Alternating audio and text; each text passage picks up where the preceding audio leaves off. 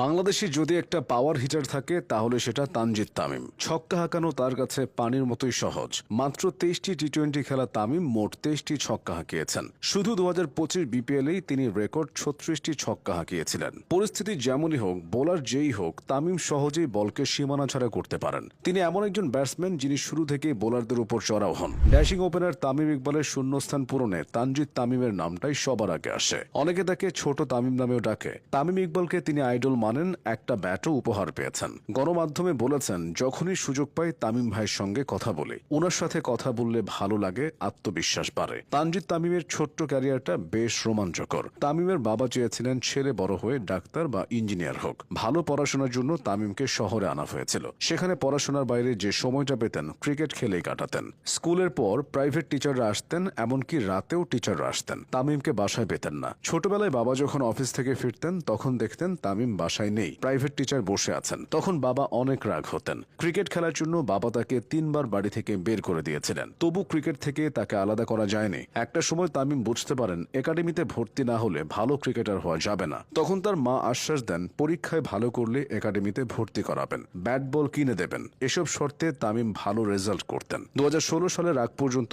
বগুড়া জেলার হয়ে বয়সভিত্তিক ক্রিকেট খেলতেন জুনিয়র তামিম। এরপর অনেক বাধা বিপত্তি পেরিয়ে তিনি বাংলাদেশ অনূর্ধ্ব-17 দলে সুযোগ পান। এবার বাবার মন গলে তামিমকে কিনে দেন 25,000 টাকার ব্যাট। তামিম পেয়ে যান লক্ষ্যে পৌঁছানোর অনুপ্রেরণা। 2017 সালে তিনি রাজশাহীর বাংলা ট্র্যাক ক্রিকেট একাডেমিতে ভর্তি হন। সাবেক ক্রিকেটার খালেদ মাহমুদ সুজন এই প্রতিষ্ঠানের প্রধান কোচ। তবে সবকিছু ছাপিয়ে 2020 সালে অনূর্ধ্ব-19 বিশ্বকাপে আলোচনার কেন্দ্রবিন্দুতে চলে আসেন জুনিয়র তামিম। যুব বিশ্বকাপের কোয়ার্টার ফাইনালে তার দারুণ এক ইনিংসে ভর করে দক্ষিণ আফ্রিকাকে হারিয়েছিল বাংলাদেশ। পুরো টুর্নামেন্ট জুড়ে নির্ভর খেলে নজর কেড়েছিলেন সবার। সাথে দলকে চ্যাম্পিয়ন করতে রেখেছিলেন